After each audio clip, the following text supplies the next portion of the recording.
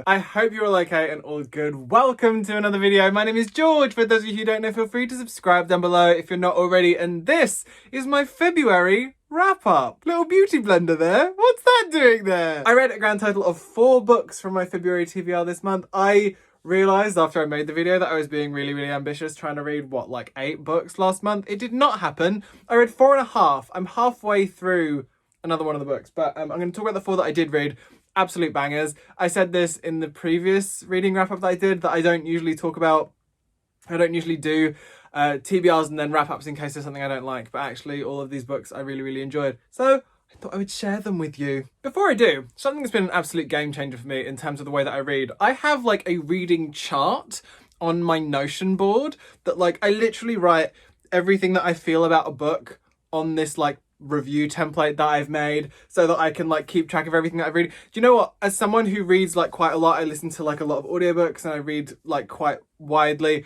It's quite easy to forget what the book was about that you were reading, and like I've done it so many times. I did it a lot last year. Like I was going through the books that I read last year, trying to talk about them in my like top books of the year, and couldn't remember for the life of me what the books were or what they were about, just that I enjoyed them. Whereas now I'm like writing down all of my feelings and like my reading experience and stuff. So like I'm remembering stuff. It's really great. I do recommend like some kind of reading journal. It's kind of been a game changer for my reading because like I'll leave notes to myself as to how I was feeling as it went along, how I was feeling at the beginning versus at the end, and just like a general wrap up of everything. And I'm really enjoying reading that way. I do recommend it. Anyway, the first book that I'm going to talk about is The Strangeworlds Travel Agency by L.D. Lapinski. This is a book that I've had on my radar for a really long time because L.D. Lapinski is a dear pal, and I remember when it was announced and being really excited. I remember it came out last April in the middle of the Panasonic, and I was so excited for it, and I didn't buy it at the time. I bought it later on,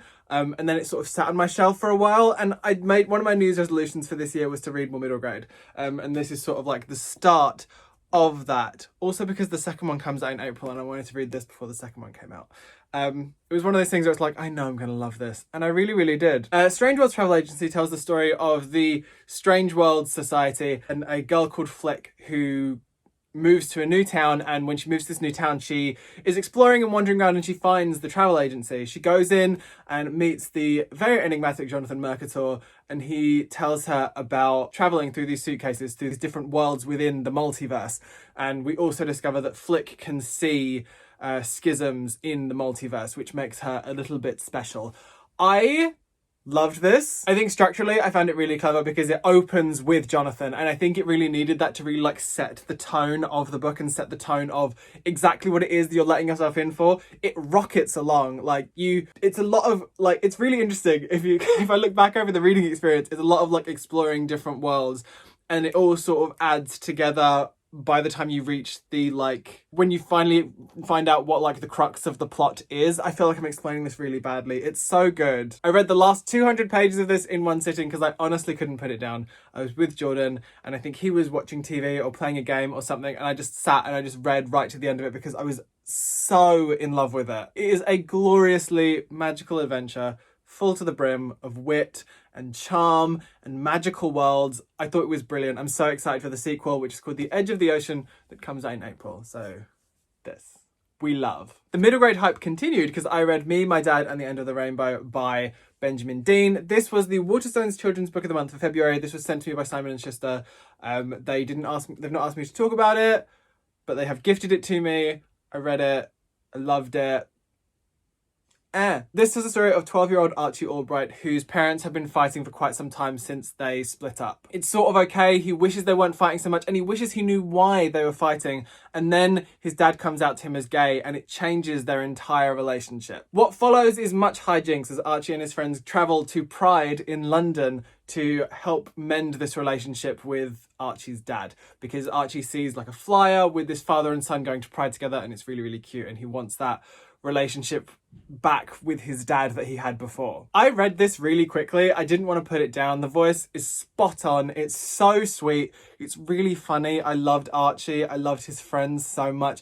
The whole conceit was brilliant. The coming out bomb was so very well handled. Everything about it was just really, really great. The ending of this and the visits to Pride just like made my heart sing. I've never been to Pride before, and this book really made me want to go. Like before the world like shut down, I would always say to myself, oh, I'm gonna go to Pride this year, I'm gonna go to Pride this year, and I never did. And like, if the pandemic has taught us anything, it's that there should be no more wasted time. So I'll be going to Pride this year, and I'll be twirling. I might be in drag. I don't know. There are drag queens in this too, which just adds to how brilliant the book is. I loved it so much. It is a B format paperback hug. The illustrations in it are gorgeous. They're done by Sandhya Prabhat. I loved them so much. I wish there had been more of them, but that's hardly a criticism. It's stunning. Beautifully written. It's very, very heartfelt. Gorgeous, gorgeous characters. Gorgeous plot.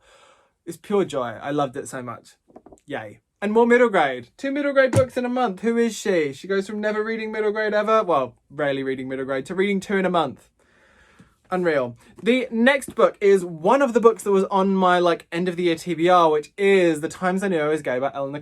This was a hangover from I think both January and from December, because I kept on saying, like I said this in a previous video, but I said that like I was told by the person who sold this book to me in Waterstones that you should read it in one sitting to kind of really like properly absorb it. So like I was waiting for the moment, and I found the moment and I did it. Times I Knew I Was Gay is a graphic memoir by Eleanor, which is about coming out, but not just the first time that she comes out, but every single time after that. I read it in one sitting, as I already said. It's definitely the right call to do that. It's a very quick read. Like you sort of want to read it in one sitting to sort of absorb it all, and it's very, very doable to do within like a couple of hours because it is quite short in that sense, because it is a graphic memoir. It's not like heaps and heaps of text. The interesting thing about this book is that it felt so spot on about the coming out experience in a way that like a lot of books aren't, at least for me. Basically that it's not just like this one big aha moment that you have. Like it's sort of,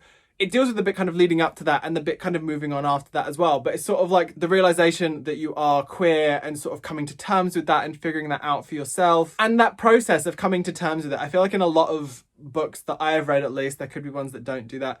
In a lot of books that I have read, what you see is they already know and they're waiting to tell people, or they realize it and they're waiting to tell people. Whereas this sort of kind of is this whole like, it's the build up of sort of figuring out as you go. And even when you do say it, do you quite believe it? And you're still sort of coming to terms with it. Even when you say it for the first time, it still takes a few goes before you really like are comfortable. It's brutally honest. It's a little bit heartbreaking, but mostly it's life affirming. I am not a lesbian, but I can relate to this in terms of the coming out experience, the continuous doing so until you are more comfortable with yourself and more comfortable with what it is that you are, with who it is that you are. It's gorgeous for that. And I think a lot of queer people, whether you are gay, bisexual, demi, asexual, lesbian, whatever your sexuality is, I think reading this, it's very interesting for that, because it's sort of like, it highlights the fact that, like I already said, it's not this just like ping moment in your head where it's like, oh yeah, I'm this. Sometimes it's a longer process of sort of coming to terms and figuring out who you are and where you fit on the rainbow. Does that make sense? It's great though, I loved it. And the last book that I read in February was How It All Blew Up by Arvin Ahmadi. I cannot really put into words quite how much I loved this book. I loved this book to the point where I didn't read it for like 3 days because I knew it was going to end. Like I reached the point where I knew that shit was gonna hit the fan, and I like stopped because I didn't want that. I was enjoying it too much. I was enjoying the happy Italy times, and I didn't want to go through the shit bit. So I just didn't read it for 2 days.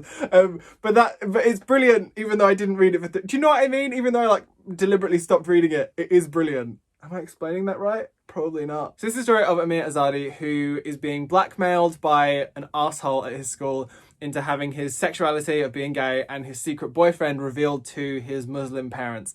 And he's so sure that they are going to react badly to it, so he does the only sensible thing and gets a flight out to Europe on the day of his graduation and just leaves his entire life behind. The story alternates between the aftermath of him doing that, so his adventures in Europe, and an interview that is happening in an interrogation room. So his mum, his sister, himself, and his father. It is so brilliant. It's sort of the way that it's told. So at the beginning, I was a little bit unsure about the voice because there were so many moments where I wanted more detail from Amir in the story. I wanted to know more, which I feel like is probably a good thing. It didn't stop my enjoyment of it at all. It was just that I wanted more. but it sort of made sense to kind of keep the pace rattling along. What's also clever is that the interrogation moments sort of fill in some of the gaps. So like, you don't have to have all that detail in places while he's in Europe, because like some of those gaps are filled by like moments of interrogation that are happening at this airport. It's so great. I loved it so much. I don't think I can really put that into words enough. I loved the European setting. I loved the adventures he was having. I loved the voice. I loved the story that was being told. I loved the people that he met. I thought it was so much fun. Yes, it took me a little while to get through to the end of, but that's because one, I started playing Pokemon Heart Gold, and Pokemon games are time consuming, and two, I didn't want it to end. But the ending of it was gorgeous. The whole book was, in fact. I just loved it. I thought it was so great. And yeah, I want to read more of Arvin Ahmadi's books now, because this was so great. I absolutely loved it. So these are the 4 books that I read for LGBTQ+ History Month, which was happening in February in the UK. I would love to hear what you read this month. I know that it was Black History Month in America in February, so if you were reading things for that, let me know what you read and what you enjoyed the most. And if you were reading queer stuff, let me know what it was in the comments. If you've read any of these, let's talk about it. I love talking with you guys in the comments, so let's do that. But I loved all these books, so I thought I would share them with you. If you made it this far in the video, please leave me the rainbow flag emoji, because LGBTQ+ History Month, I mean, not that we should just be reading queer books during that month, we should be reading them all the time.